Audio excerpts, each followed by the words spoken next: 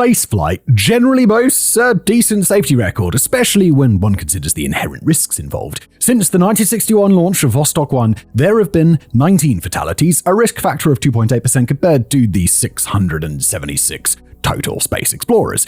Although these odds might not seem overwhelming given the circumstances, the numbers do little to convey the true harsh realities. It's important to note that all these fatalities occurred before 2004. In effect, 15 American astronauts and 4 Soviet cosmonauts gave their lives to pave the way for the industry as we know it today. Their sacrifices were crucial in solidifying safety standards, refining technology, and ironing out the policies that now keep modern space pioneers safe. In some cases, however, the conditions under which these brave men and women died are not what many expect. Sometimes bloated bureaucracy, poor leadership, and political interference prove to be even more dangerous than space itself. These are the 5 spaceflight disasters that cost lives, each offering a lesson that ultimately helped forge the modern industry into what it is today.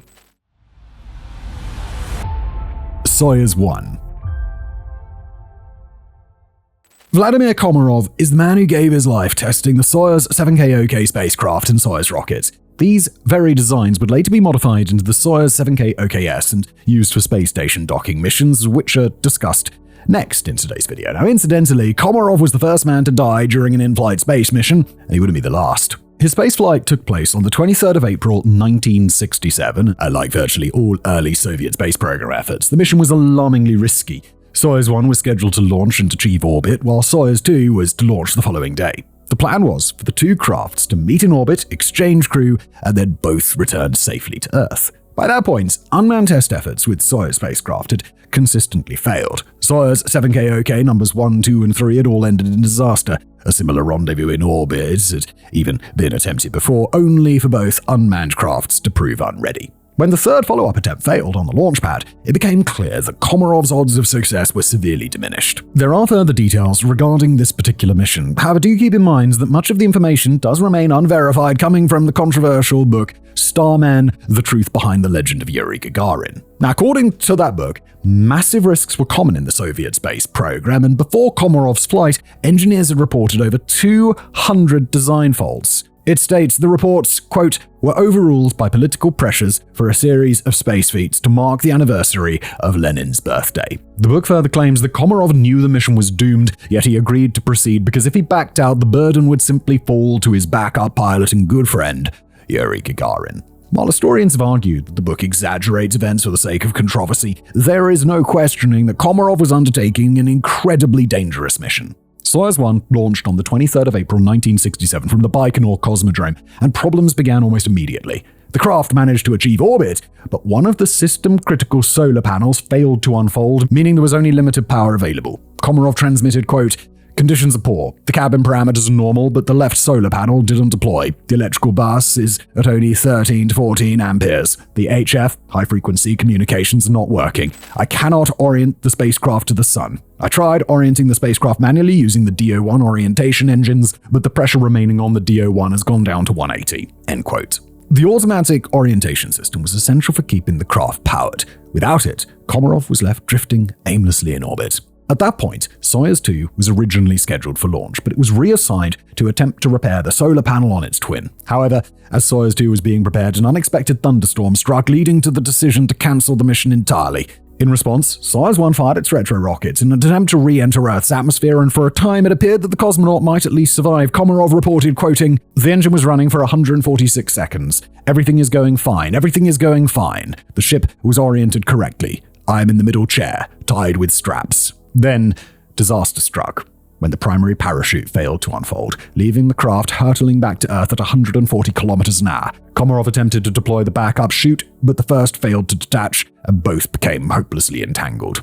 The capsule hit the ground at full force, virtually unimpeded, and Komarov died on impact. Or at least, we can only hope he died on impact, because despite being very much grounded, Soyuz 1 continued to fire its automated retro rockets.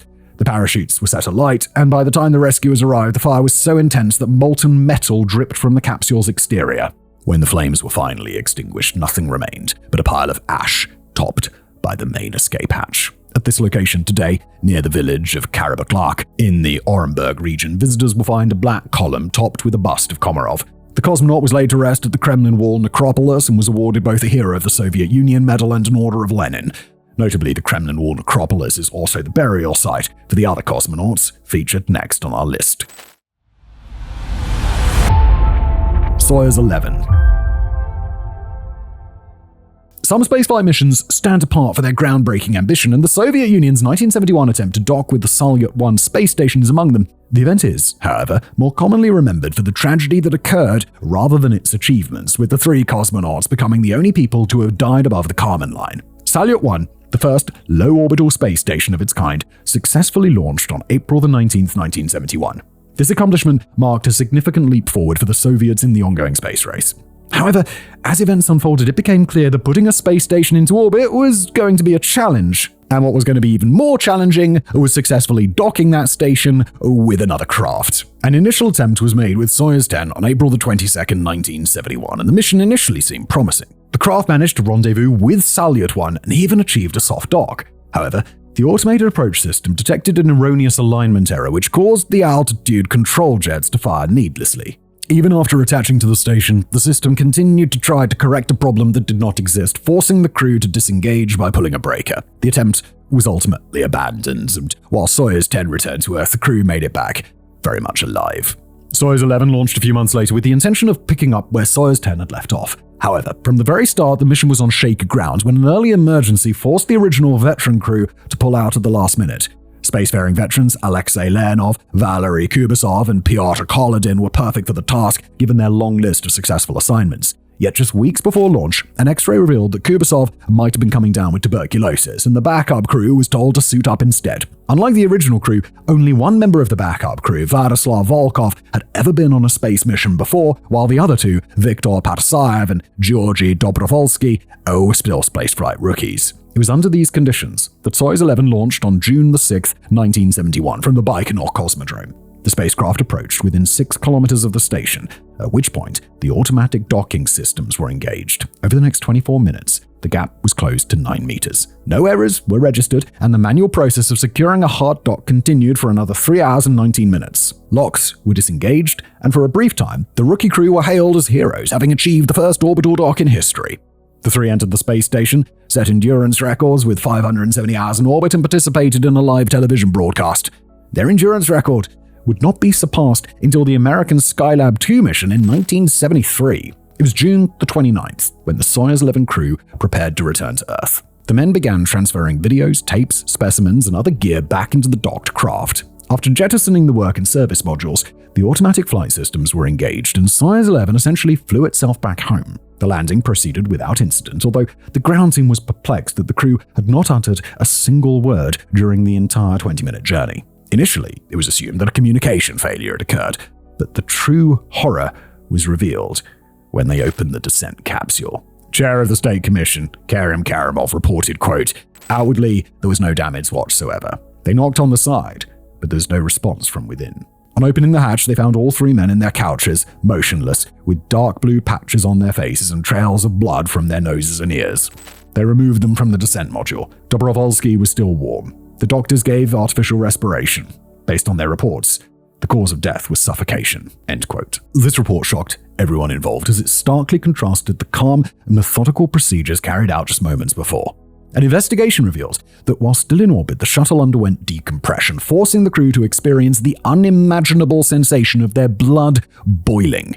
The culprit was eventually identified as a ventilation valve jolted loose by a set of faulty explosive bolts. Spacecraft compartments are secured with these bolts, and once the compartments are no longer needed and are jettisoned, the bolts are designed to detonate sequentially. In this instance, however, the bolts detonated simultaneously, and the resulting shock knocked the ventilation valve out of alignment. Most tragically, it appears that Patasayev died while attempting to manually block the valve, but due to its inaccessible location beneath the seats, he was unable to reach it in time. The cosmonauts were honored with an elaborate funeral, awarded Hero of the Soviet Union medals, and interred at the Kremlin Wall necropolis near Komarov. Interestingly enough, Nixon gave a surprisingly heartfelt official statement which contributed to a warming of relations between the US and the Soviet Union. Nixon said, quoting here, "The American people join in expressing to you and the Soviet people our deepest sympathy on the tragic deaths of these 3 Soviet cosmonauts. The whole world followed the exploits of these courageous explorers of the unknown and shares the anguish of their tragedy. But the achievements of cosmonauts Dobrovolsky, Volkov, and Patasayev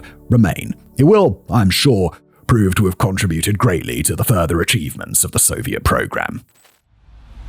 X-15 Test Flight 191. In the same year that Komarov perished during the Soyuz 1 test flight, pilot Michael James Adams lost his life in the United States while also serving at the forefront of cutting-edge technology. According to the criteria for what qualifies as space, Adams was arguably not an astronaut at the time of his death. The X-15 suborbital plane did not reach an altitude of 100 kilometers on that flight, meaning Adams technically did not leave Earth. However, if we adhere to the US military definition of space, one that marks 80 kilometers as the boundary, then he did cross that threshold and is, therefore, considered an astronaut, which explains his inclusion in today's video. Now, first and foremost, Adams was a very experienced pilot who had flown the X-15 6 times before the day of his untimely death. The mission involved deploying the X-15 airborne from the NB-52B mothership, otherwise known as Balls 8, at 14,000 meters. Once released, the X-15 was scheduled to ascend to 81,000 meters to perform a series of scientific experiments, after which it would land using an unconventional wheel-less skid system. Now, the plane itself was an incredibly advanced piece of experimental military hardware, capable of achieving speeds of Mach 5, meaning it could travel in excess of 5,000 kilometers an hour. Although its official purpose was research, speculation suggests that it may also have served as a spy plane. Either way, at the time of Test Flight 191, little was truly understood about the aircraft, how it would perform at top speeds, or what might occur when it brushed the edge of Earth's atmosphere. Following deployment from the Ball 8 mothership, Adams began his ascent to the designated height, performing a wing-rocking maneuver along the way. This maneuver allowed the onboard cameras to fully capture the horizon, and at that point, everything appeared to just be proceeding normally. Soon after, however, the X-15 suffered an electrical anomaly likely brought on by the experimental equipment that hadn't been cleared for the unusual conditions. It remains unclear whether Adams was aware of the malfunction, but as the plane reached its peak altitude, he noted that its heading was drifting to the left. The plane peaked, briefly returned to its proper heading, and then began its descent. The leftward drift reappeared, and with the X-15 now hurtling into the thickening atmosphere at speeds of upwards of 5,000 kilometers an hour, the drift was exaggerated and eventually threw the plane into a flat spin. Adams transmitted the situation to ground control, and under normal circumstances, he would have received advice on how to correct the course of action. However, with the X-15 being so experimental and the mission venturing deep into uncharted territory, there simply was no official procedure to refer to. Adams did what he assumed was logical. He steered in the opposite direction of the spin and managed to recover at 36,000 meters. Although the plane was no longer spinning once recovered, it was inverted and still hurtling toward the ground at Mach 4.7. Under normal circumstances, Adams would have been in a good position to roll upright and pull out of the dive. However, partly because of what was later determined to be poor instrument design and largely due to Adams being incredibly disoriented, the uncontrolled descent continued. At 20,000 meters and traveling at Mach 3.93, around 4,300 kilometers an hour, Adams would have been experiencing 15 Gs vertically, 8 Gs laterally. For context, astronauts experience 3 Gs when leaving Earth's atmosphere, so it's not surprising that the X-15 began to break up before ever hitting the ground. Debris rained down northwest of Cuddleback Lake, California, and Adams is assumed to have died on impact. NASA and the Air Force launched a 2-month investigation, with the first priority being to recover the film from the cockpit camera. The film was located on November 29th, and after thorough review, it was concluded that the accident occurred due to a combination of factors. These included the poor design of the aircraft's instruments, Adams failing to act appropriately under pressure, and a lack of proper emergency procedures. It was further speculated that Adams had suffered severe vertigo, which prompted a change in policy requiring future US Air Force pilots to be screened for vertigo sensitivity. Additionally, a remote altitude indicator was installed in control rooms, allowing ground teams to monitor the pitch, yaw, roll, and heading of planes in real time. Adams was awarded the Astronaut Wings Medal, and his name was added to the Space Mirror Memorial. Challenger. The 1986 Challenger disaster remains one of the most notorious events in spaceflight history, responsible for the loss of 7 astronauts and witnessed live by millions, including schoolchildren. From the very beginning, the mission, designated STS-51L, was set on a collision course with disaster, marked by NASA's heavy emphasis on public relations, undue government interference, and the sidelining of established safety standards. This all began with the 1984 Teacher in Space project, suggested by President Ronald Reagan, an idea that initially was met with nationwide enthusiasm. Over 11,000 applications were submitted, and 39-year-old Christina McAuliffe was chosen as NASA as a payload specialist. Her presence, in itself, was not inherently problematic. Had the mission succeeded, she would have delivered 2 15-minute lessons from aboard the shuttle. The real issue, however, boiled down to political investment. The government exerted enormous pressure on NASA to meet an accelerated timeframe, a circumstance that contributed significantly to the tragedy. In regards to the mission itself, it was a fairly routine affair. It involved nothing more than deploying a communications satellite and carrying out the orbital observation of Halley's Comet. These tasks had been performed before and were not expected to pose significant challenges, especially since the NASA Space Shuttle program had already succeeded 25 times, and even the Challenger shuttle had previously delivered 10 payloads. The crew was primarily made up of seasoned veterans, including Commander Francis Howells, who had flown previous spaceflight missions, and experienced Air Force pilot Michael Smith. Only McAuliffe was inexperienced, though she had undergone 2 years of preparatory training that made her more than capable. Liftoff was scheduled for January 28, 1986, after having already been delayed twice from its original date in July 1985 to January 22nd. However, on the newly scheduled day, the temperatures were the lowest ever recorded for a launch. Overnight, they'd dropped to -8 degrees Celsius, and by launch time, they'd only risen to -3. The mission proceeded regardless. After ascending to an altitude of 14 kilometers, the Challenger shuttle exploded. It's believed that at least some of the crew survived the initial explosion, as recordings show that Smith activated his personal egress air pack. The crew capsule then collided with the ocean, impacted unimpeded at speeds exceeding 300 kilometers an hour, and all the remaining survivors were killed instantly. The capsule and crew were recovered after a 3-month search. On July 28th, Richard H. Truly, NASA Associate Administrator for Spaceflight, released a statement. We'll quote it here. The findings are inconclusive. The impact of the crew compartment with the ocean surface was so violent that evidence of damage occurring in the seconds which followed disintegration was masked. Our final conclusions are: the cause of death of the Challenger astronauts cannot be positively determined. The forces to which the crew were exposed during orbiter breakup were probably not sufficient to cause death or serious injury, and the crew possibly, but not certainly, lost consciousness in the seconds following orbiter breakup due to in-flight loss of crew module pressure. End quote. Reagan established the Rogers Commission to investigate, and eventually, the core reasons for the accident came to the forefront. First and foremost, it was the failure of a pair of rubber O-rings that resulted in the explosion. The Challenger's structure at launch consisted of the shuttle itself, along with a pair of Space Shuttle Solid Rocket Boosters, or SRBs, attached to external propellant tanks. The record low temperatures had compromised the pliability of the O-rings, allowing the hot gas to escape, burn through an attachment strut, and ultimately penetrate the propellant tank itself. It's not the accident itself that's most shocking, but rather that engineers were already aware of the fault. The issue had been discussed in detail the day before the launch, with Morton Tharkle, the company responsible for manufacturing the SRBs, voicing their concerns. On January 27th, Vice President of Engineering Robert Lund and Vice President of Space Booster Programs Joe Cleminster contacted NASA SRB project manager Lawrence Malloy. They explained how low temperatures could impact O-ring elasticity and suggested that the launch be delayed. However, they did admit that they couldn't be certain that the O-rings were a problem.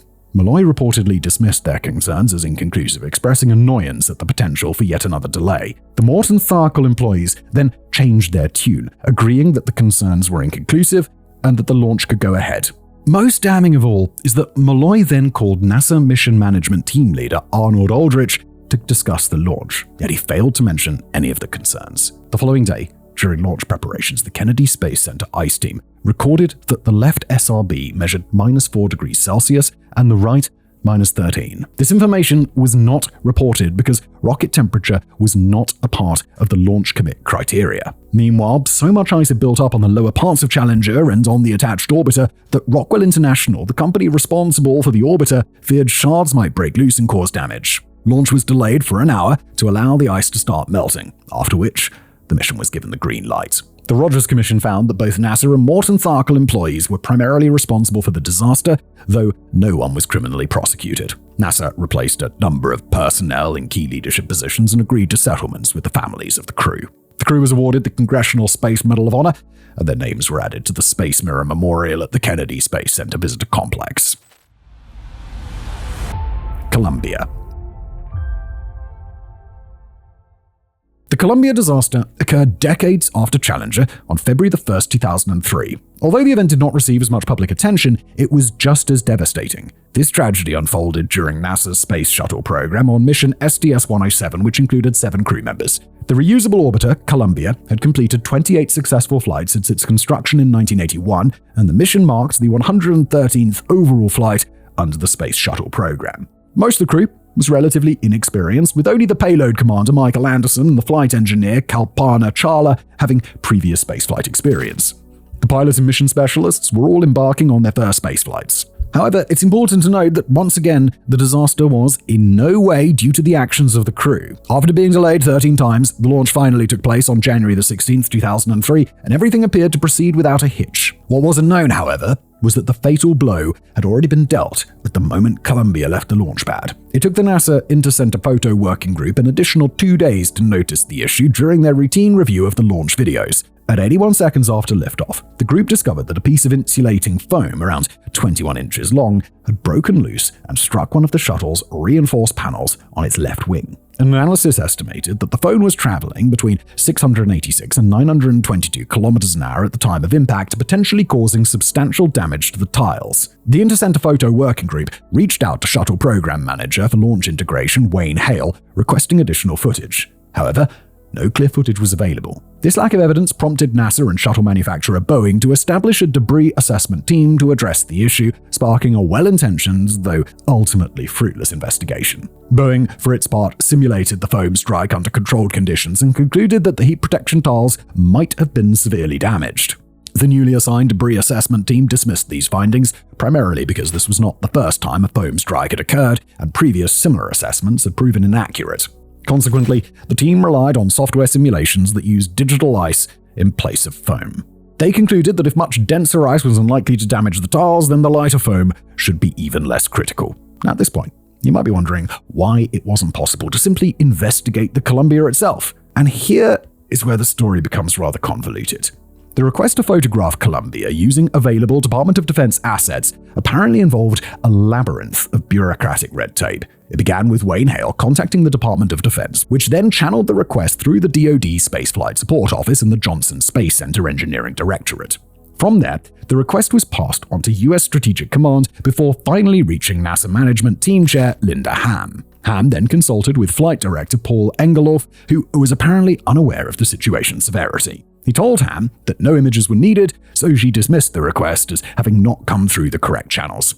Her primary concern, as was later revealed, was that maneuvering the Columbia to enable imaging would disrupt ongoing scientific experiments. Not once did she interact directly with the debris assessment team, although she was indirectly informed that there were concerns about potential serious damage. The debris assessment team persisted, but the mission management team expressed great concern about unnecessary delays, noting that all previous foam strikes had not been serious.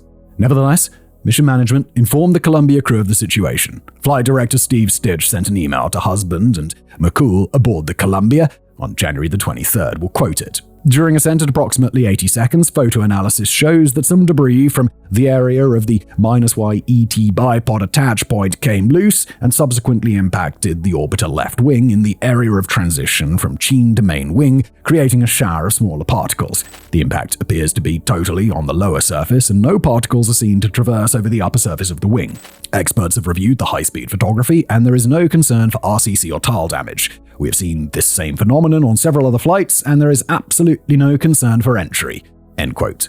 The matter was concluded on January the 26th, with the debris assessment team agreeing that there were no safety concerns. On January the 29th, 3 days before the shuttle was due to re-enter the atmosphere, Associate Administrator for Spaceflight, William Reddy, agreed to DoD imaging of the orbiter, but by that point it was too late. No images were ever taken, and Ham allegedly never reviewed the existing footage of the foam strike, as she claimed she would. Columbia re-entered Earth's atmosphere on February 1, 2003, and immediately damaged the tiles, allowed hot air to enter the structure.